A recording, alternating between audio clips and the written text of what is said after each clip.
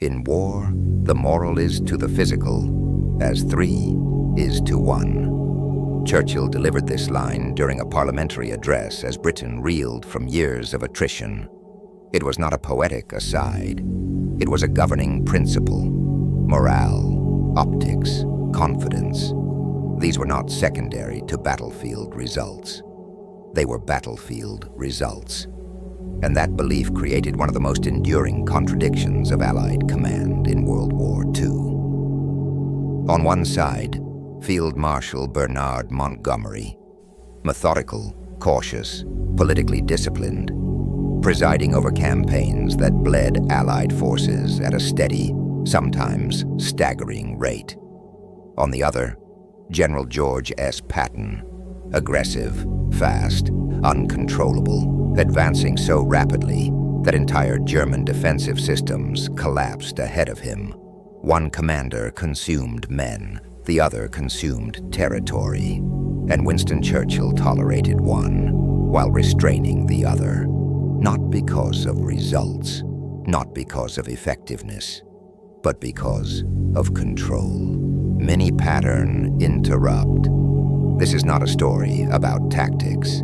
It is not a story about ego. It is a story about who Churchill trusted to remain predictable when victory began to run ahead of politics. Bernard Montgomery did not win wars by brilliance. He won them by eliminating uncertainty. For politicians, North Africa, El Alamein, and the birth of insulation, Montgomery, assumed command of the British Eighth Army in August 1942. At that moment, Churchill was desperate. Britain had endured Dunkirk, 1940, the loss of Greece and Crete, 1941, a string of humiliations in North Africa. Churchill did not want speed. He wanted assurance. Montgomery gave him that, at a cost. Second Battle of El Alamein, October 1942, documented casualty figures, conservative ranges, Allied casualties, 13,500, 14,000 Axis casualties, 30,000, 35,000, killed, wounded, captured. Montgomery's plan was slow, grinding, attritional. He rejected mobile exploitation in favor of deliberate set-piece attacks. The battle took nearly 2 weeks, far longer than necessary given Axis logistical collapse. But Churchill didn't object. Why? Because Montgomery provided clear timelines issued, controlled communiques, avoided improvisation. Never surprised, London Churchill publicly hailed El Alamein as the turning point of the war. Before Alamein, we never had a victory. After Alamein, we never had a defeat. This line was political theater. Axis forces continued fighting effectively in Tunisia for months. But Churchill needed a symbolic pivot, and Montgomery delivered one that could be managed. Churchill accepted this trade because unpredictability had already nearly broken Britain once, in 1940. But North Africa was just the audition. Sicily, caution becomes policy operation. Husky, July-August 1943, exposed the first clear divergence between Montgomery and American commanders, including Patton. Sicily campaign casualties, conservative, Allied 23,000 to 25,000 Axis, to 30,000 killed, wounded, 130,000 plus captured. Montgomery insisted on narrow fronts, concentrated infantry assaults, repeated pauses for reorganization. Patton, commanding the U.S. 7th Army, exploited gaps Montgomery refused to acknowledge. Result, Patton captured Palermo. Then Messina. Montgomery's 8th Army arrived late. Again, Churchill noticed, but he did nothing. Why? Because Montgomery never embarrassed him publicly. Patton did. Normandy. Attrition. Codified. By 1944, Montgomery was no longer just a general. He was politically armored. Churchill had personally supported Montgomery's elevation to overall ground commander for Operation Overlord's initial phase. Normandy, June-August 1944. Montgomery's British and Canadian forces engaged in a series of frontal battles around Caen. Documented Allied casualties under Montgomery's sector. British and Canadian casualties, Lost 83,000 to 90,000 German casualties. Debated. Estimated 70,000, 80,000. The imbalance troubled American commanders. But Churchill again shielded Montgomery. Why? Because Normandy was not just a military operation. It was a British prestige operation, a demonstration that Britain remained a first-rank power, a reassurance to Parliament. Montgomery's battles were slow, but they were explainable. Patton's advances were fast and uncontrollable. Churchill did not fear losses. He feared loss of narrative control. And that fear would collide head-on with a general who didn't ask permission to win. Act 2. Patton. Speed, cities, and command friction. George S. Patton did not fit Churchill's psychological model of command. He moved too fast, he spoke too freely, he embarrassed allies and politicians, and worst of all, he made caution look cowardly. Sicily revisited, the first restraint. Patton's dash across Sicily was not part of Montgomery's plan. It was a response to Montgomery's refusal to adjust. Patton captured Palermo, 22nd July 1943, Messina, 17th August 1943. He did so faster than Montgomery could reposition. Churchill privately admired the speed. Publicly, he stayed silent. Why? Because Patton had already become politically radioactive. The slapping incidents.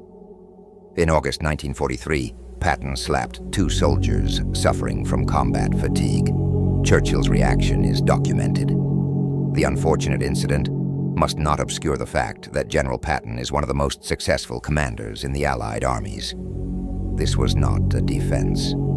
It was damage control. Churchill allowed Eisenhower to sideline Patton, not because Patton failed militarily, but because he failed politically. Normandy to France. Momentum ignored. When Patton returned to command in July 1944, he did something Montgomery never attempted. He exploited collapse. Third Army breakout.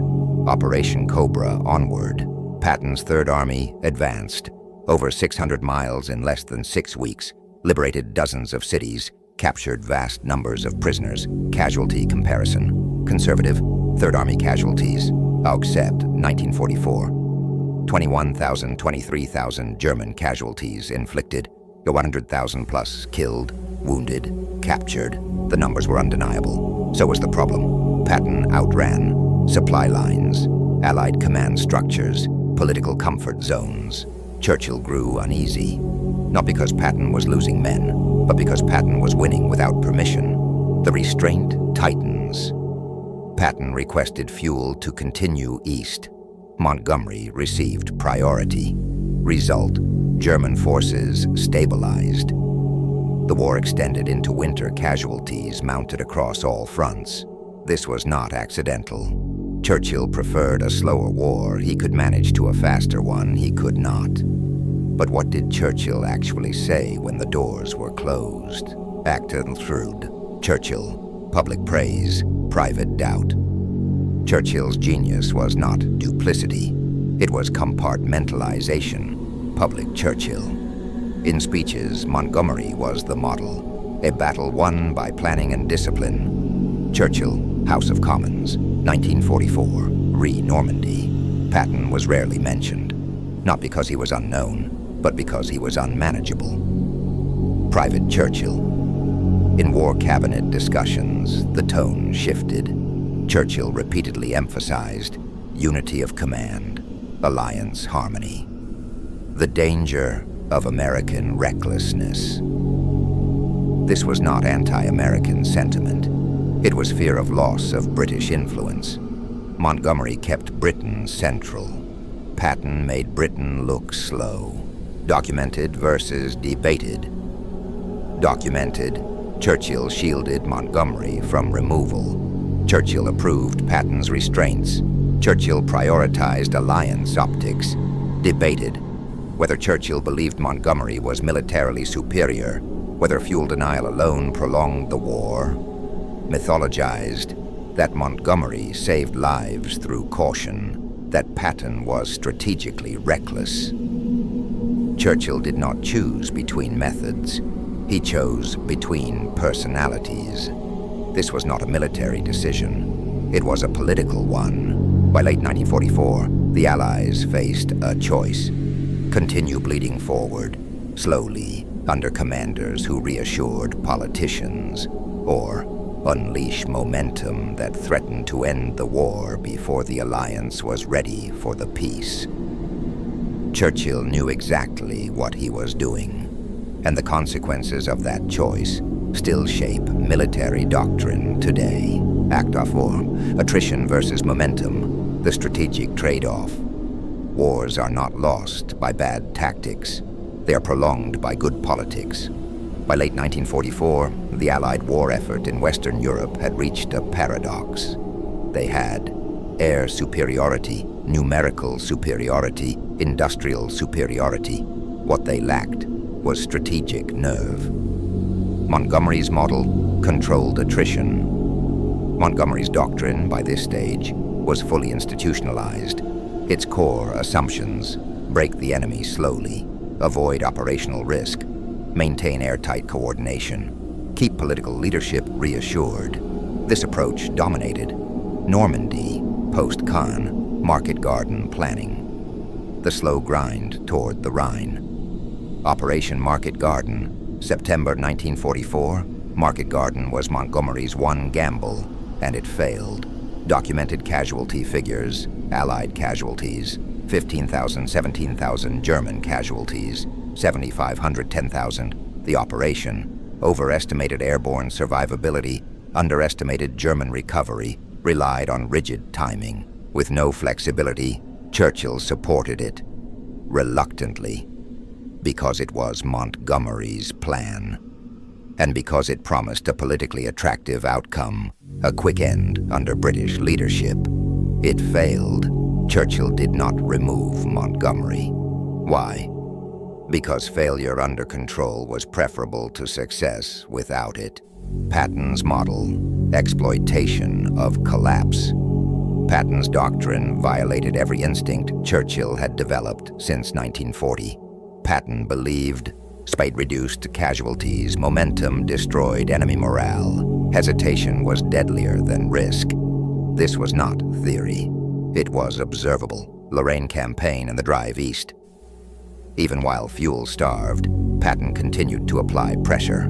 Documented figures: approximate 3rd Army casualties, Septedec 1944, 55,000 German casualties inflicted, well over 100,000 killed, wounded, captured.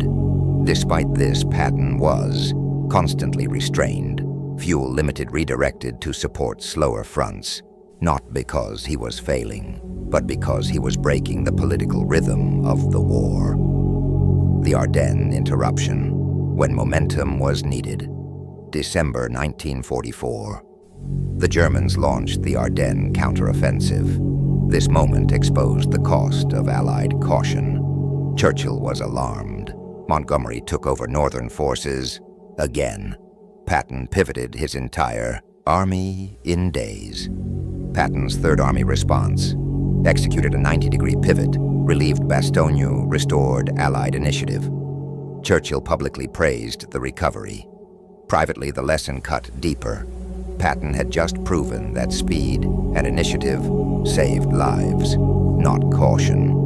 Yet the system remained unchanged. Why would a leader ignore proof unfolding in real time? The real calculation. This is where interpretation must be labeled. Documented facts. Churchill feared alliance fractures. Churchill prioritized Britain's post-war standing. Churchill distrusted volatile personalities. Reasoned conclusion, not speculation. Churchill believed a fast, Patton-led victory risked American dominance of post-war Europe, British marginalization, loss of diplomatic leverage at the peace table. Attrition preserved relevance. Momentum threatened it. This was not cynicism, it was statecraft, and it came at a cost paid in blood. Wars end on battlefields, but they are shaped in conference rooms. ACT Vive. The lesson modern militaries still ignore. Modern military institutions still teach Montgomery. They still fear Patton, not because Patton was wrong, but because he was dangerous to hierarchy. What Churchill actually chose, Churchill did not choose. Attrition over maneuver, safety over speed, losses over lives saved. He chose predictability over initiative, political control over operational freedom, alliance management over decisive exploitation. This choice prolonged the war in Western Europe, increased cumulative casualties, preserved British political relevance. None of this is hidden. It is simply uncomfortable. Why? This still matters. Modern militaries promote risk-averse commanders, punish deviation from doctrine, confuse control with competence. The lesson Churchill never articulated, but demonstrated, is this. Political leaders will tolerate losses if those losses arrive on schedule and without embarrassment. Patton threatened that system. Montgomery sustained it. Churchill once said, "The empires of the future are the empires of the mind." Harvard University, 6th September 1943. He understood power better than most, but in managing victory, he accepted a quieter truth. Wars are not won by the fastest generals. They are won by the generals politicians can trust not to surprise them. Sometimes, that costs more lives than the enemy ever could.